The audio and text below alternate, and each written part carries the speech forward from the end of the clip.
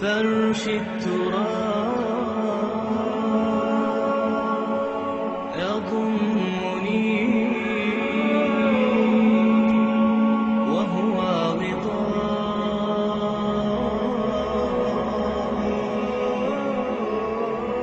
حول الرمال.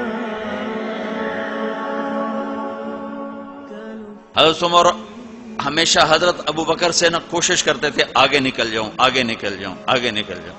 ساری زندگی موقع نہ بن سکا. تبوک کا موقع آیا تو اللہ کے نبی نے کہا مال خرچ کرو. تو عمر کہنے لگے آج میں ابو بکر کو کاٹ سکتا ہوں, آج میں اس سے آگے نکل سکتا ہوں کہ وہ آج کل غریب ہے, میں مالدار ہوں, تو وہ تھوڑا لائے گا میں زیادہ لاؤں گا تو میں بڑھ جاؤں گا. لہذا انہوں نے اپنے مال کا آدھا حصہ آدھا گھر میں رکھا اور آدھا لے کر آئے. ابو بکر نے جھاڑو پھیر دیا, جو کچھ تھا وہ سارا سمیٹ کے لے آئے. جب دونوں پراپرٹی سامنے رکھی گئیں تو حضرت عمر کی بہت زیادہ نظر آ رہی, ابو بکر کی بہت تھوڑی نظر آ رہی. لہذا حضرت عمر بڑے اطمینان میں کھڑے کہ آج جیت خطاب کے بیٹے کی ہے. میں قربان جاؤں, اللہ رسول تو جانتے ہیں کہ کون کیا کر کے آیا ہے. تو میرے نبی نے سوال ہی بدل دیا, جو اس موقع کا سوال ہی نہیں.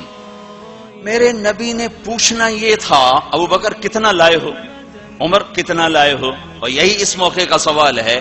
لیکن اللہ رسول جانتے ہیں کہ کس کے مال میں وزن زیادہ ہے, تو میرے نبی نے سوال بدل دیا, فرمایا عمر ما خلفت. واہ واہ, عمر پیچھے کیا چھوڑ کے آئے ہو؟ تو حضرت عمر تو وہیں دھڑم ہو گئے گا, بابا میں گیا. سوال سے ہی وہ پتہ چلے گا, بات میری کلی اڑ گئی, گئی وکٹ. عمر ما خلفت یا ما ترکت لأہلک, یہ دونوں الفاظ ہیں. پیچھے گھر والوں کے لیے کیا چھوڑا؟ تو پہلے حضرت عمر بڑے جوش میں کھڑے تھے, پھر ایک دم ڈھیلے ہو گئے. کہنے بات جی آدھا چھوڑا ہے آدھا لایا. پھر آپ نے کہا ابا بکر ما خلفت یا ما ترکت لأہلک. ابو بکر تو پیچھے چھوڑ کے کیا آیا, بچوں کے لیے کیا چھوڑ کے آیا؟ تو انہوں نے کہا ترکت اللہ ورسول, میں تو اللہ اس کے رسول کو چھوڑ کے آیا ہوں, باقی سب کچھ لے آیا. تو اس پر عمر کہنے لگے ابو بکر میں نہیں تجھ سے آگے بڑھ سکتا, کوئی بھی تجھ سے آگے نہیں بڑھ سکتا.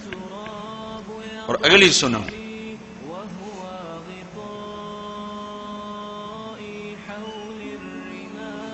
اپنے کپڑے بھی دے دیے اور ایک ٹاٹ تھا وہ پہن کر اس کو کانٹوں سے سی لیا.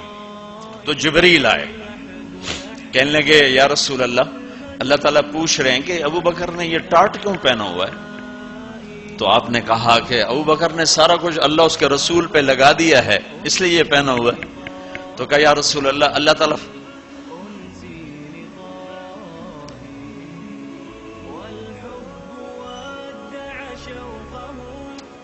تعالیٰ فرما رہے ہیں ابو بکر سے پوچھو مجھ سے راضی تو ہے, مجھ سے راضی تو ہے, اس فقر میں مجھ سے راضی ہے؟